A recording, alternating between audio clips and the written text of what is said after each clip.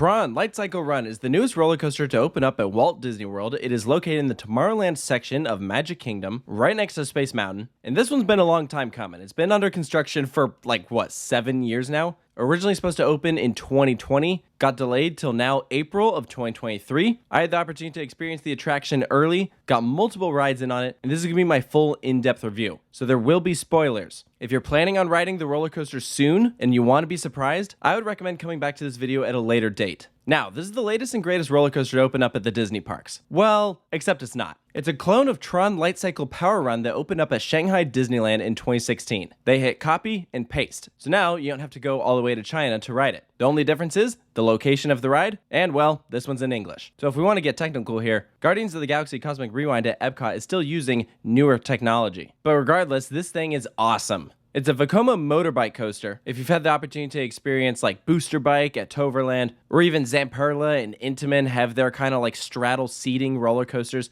then you know what to expect. You ride this like you're riding a bike, which is very unique for Walt Disney World. It's the first time we've seen a ride like this at this resort, which means things are going to be done a little bit different. First of all, you can't really bring any loose articles with you on Tron. It's the first ride here where we actually have lockers. I'm going to talk about that a little bit later. No need to panic though, they are free. The unique seating setup also means that the ride vehicle might be a bit tight for some riders, but luckily Disney thought ahead too and has a solution for that as well. So I'm going to come back to the vehicles in a little bit. First, I want to talk about that arrival experience. Because if you visited Magic Kingdom recently, you know where this ride is. You've probably seen it under construction. If you've ridden the People Mover recently, you've probably seen it testing. They can send a train on this thing about every 20 seconds. So it's always cycling, which is really cool. I love the visual design of this canopy. It looks great as you're walking up to it. It's even cooler when you're standing under it. This thing is a visual spectacle, and Disney knows it. They built a whole plaza around this thing. So there's just pathways all over so you can just get so many cool views of this roller coaster. There's even a bathroom right near the canopy, which is great because it would be a pretty long walk otherwise to get to the nearest restroom. And they're actually pretty nice too. I recommend them. And lastly, as you're walking up to the entrance, you're going to get a great view of Space Mountain. The two attractions mesh really well together. I love how that structure is just perfectly framed here within the gap of the canopy. It's just an absolutely beautiful design. Amazing to see during the day, even cooler to see at night. Yes, Tron is one of those roller coasters that you want to get a night ride on. I've had the opportunity to see the canopy completely lit up at night, but I have not ridden the roller coaster at night due to when I was slotted to ride the attraction during previews. So I am excited to experience the roller coaster in the dark, but as of right now, I have only experienced it during the day. You have a decent portion of outdoor queue here, just a bunch of switchbacks. At one point during previews, keep in mind, we did see them using a portion of the extended queue, which kind of wrapped all the way under the canopy there. I imagine when this thing opens, even when it's on boarding groups, I think that will likely get used. But they are grouping people right before you walk inside because pretty much immediately after you enter the building, you go straight into the pre-show. Now, I say pre-show, but it's a very quick, casual pre-show. It's not a big time commitment like Guardians or Flight of Passage. You enter this very small room with no doors and no windows. Just this big screen out in front of you. And you hear the synthetic voice saying they're about to digitize you so you can enter the grid. You see a bunch of hexagons, this cool warping effect, almost like you're going to Lightspeed in Star Wars. And then, boom, the screen you realize is now a window and you are standing directly above the launch sequence. And they time up the pre-show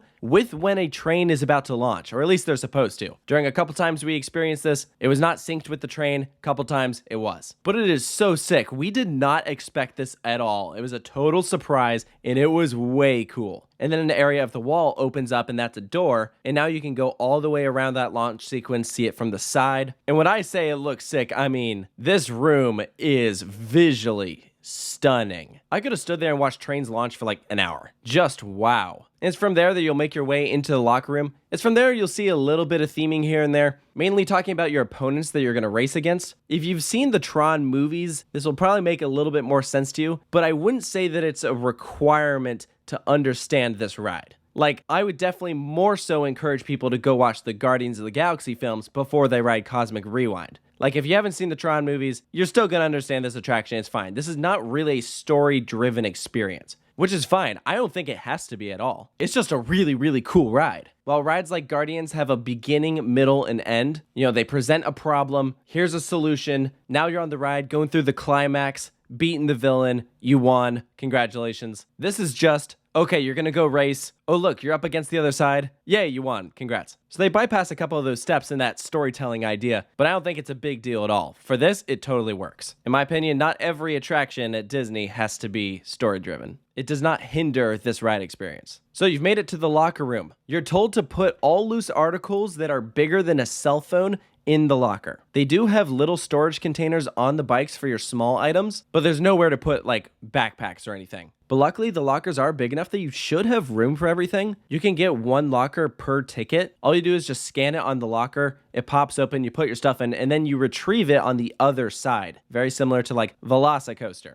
except these lockers are a lot bigger than Velocicoasters. When you get to the other side, you can scan your ticket on this little kiosk and it'll tell you what your locker number is. Just don't lose your park ticket. So from there, you make your way into the loading area. This is the dual-sided station, very similar to Guardians of the Galaxy Cosmic Rewind. In fact, it's set up almost identical with that entrance ramp right in the middle, and they split you off to either the left or the right side. You have this big screen right in front talking about your opponents. That is the orange team. You are on the blue team. So as you get to your loading area, I of course recommend riding in the front or the back, but if you have to choose, I say go to the back. The main reason is, during the main show scenes, you'll be able to see more of the effects. When you're in the front, you see the beginning of them, but you don't see them completely carried out. You know, this is a fairly fast roller coaster. You're going almost 60 miles per hour. If you're in the back, you're able to fully see everything. The main advantage to the front, honestly, is just the launch. And like when you're on that bike riding on the roller coaster track, I mean, you feel like you're the only one there. Now, in loading your bike, this is a little bit of a different setup compared to other motorbike attractions. If you're the rider on the right side, you're actually going to step behind the bike and load it from the left side. So when the gates open, if you're sitting in the bike right in front of you, just step forward onto it, and then the next passenger will go around and board it from the other side. So that way you don't need to step over the other bike. You're going to rest your shins up against these guards. If you've ridden Fly at Phantasialand, those leg restraints are set up pretty similar. You're of course riding it crouched over, and this is actually a really clever design, what they have going on here. You grab the handlebars and pull them towards you, and that engages your back restraint, and you pull it snug until it touches your back. When you do that, a silver bar also engages right behind your kneecap. That ensures that you can't move your legs out from that riding position. If you are a larger rider, specifically with your calves, this might be what prevents you from fitting in the seat. We did see a couple riders get removed from the train because they didn't fit, but they are still able to ride because there is an accessibility car on the back of every other train.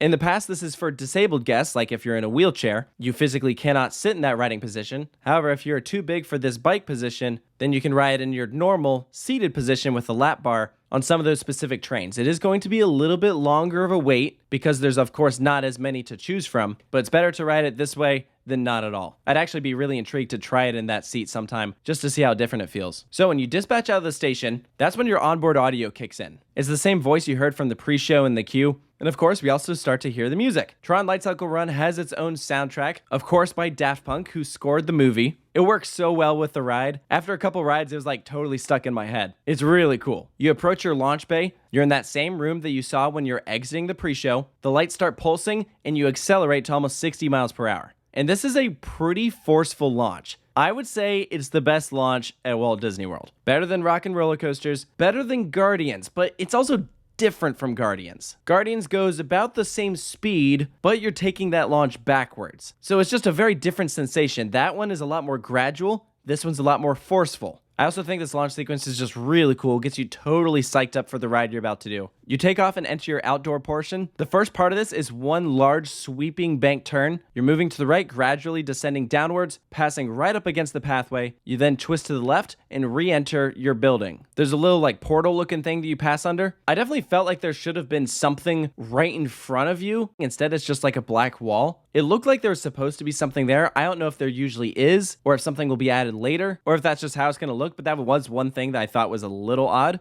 But then you bank to the left, and now you're in the grid. Like, this is that main room. You see just lights everywhere, all these different arches that you're going to pass through. You'll see arrows directing you this way. You're banking to the right. You enter your second mid-course brake run, because when you initially enter your building, that is your first one. This is your second, and there's gonna be a couple more after this. We've seen rides with multiple mid-course brake runs before. Guardians of the Galaxy Cosmic Rewind has them. On that ride, you slide right through them, you barely even notice that they're there. You do something like Rip Ride Rocket, it like actually slows you down, and everyone just makes fun of the ride because of how many brake runs it has. This one is more like Rip Ride Rockets. You slow down with each brake run that you hit, and it's a shame. If it were sliding right through like Guardians, I think it would make this a much more fun ride experience. My guess is that they don't do it because maybe it'd be going too fast through some of these turns. As a coaster enthusiast, I would like that. But for some of the public, you know, Walt Disney World has a lot of families that come here. I'm sure they don't want to make it too intense. But I wish there was at least just a little bit more happening during mid-courses like this. Like, there's stuff to look at,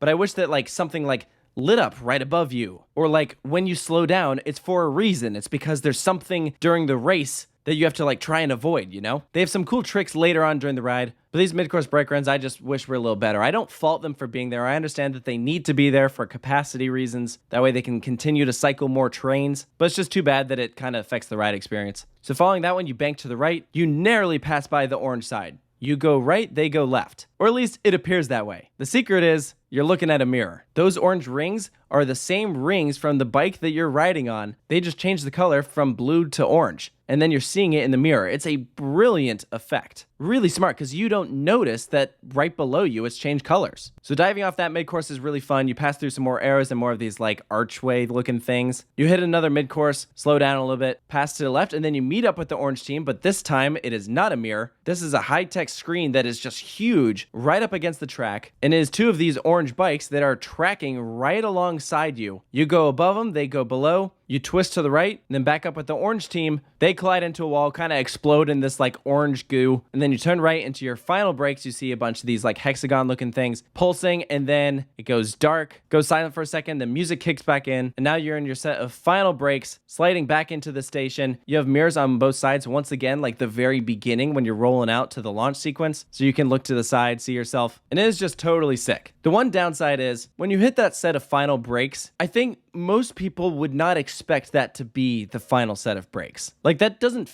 feel like it would be the end of the ride. It feels like there should be a little bit more right after, which is weird. I mean, you know, Tron has over 3,000 feet of track, so logically it's not really a short ride. You know, people complain about Seven Dwarfs Mine Train being a short ride. That's got 2,000 feet of track. So this is way more, but you're also going way faster. I think part of it comes because this did open right after Guardians, and that's like the largest indoor coaster anywhere. That has like the length of Diamondback's track, like squished up into a big building. It doesn't feel like a short ride at all. This, I just wish there was one more section. I don't know if that's because I'm being greedy, but like everything is so good in there. You're just cruising all along, and then it just ends, and it didn't necessarily feel like a satisfying ending. Like, I think it's cool how they concluded it, but I don't know, I wasn't ready for it. Not saying it had to be a lot, maybe like an extra turn or something. Maybe one more twist to the side. But it sounds like from reviews, I'm not the only one who thinks that. I've talked to several people who loved the experience, but thought it was a little short, and they would benefit from just a little extra length. So, I don't know, it is what it is. The Tron building is already pretty big. I'm sure they fit in like as much track as they could with that space. I really like everything that does happen in there. And, you know, the fact that I'm left wanting more is just all the more incentive to get right back in line and do it again. At least the roller coaster doesn't like fizzle out and have a lackluster ending, you know? It goes out with a bang. It absolutely does. The whole thing is just a lot of fun from start to finish. It is absolutely eye candy. Being in that room, seeing all of the lights and everything, it is such a vibe. The aesthetic is so good.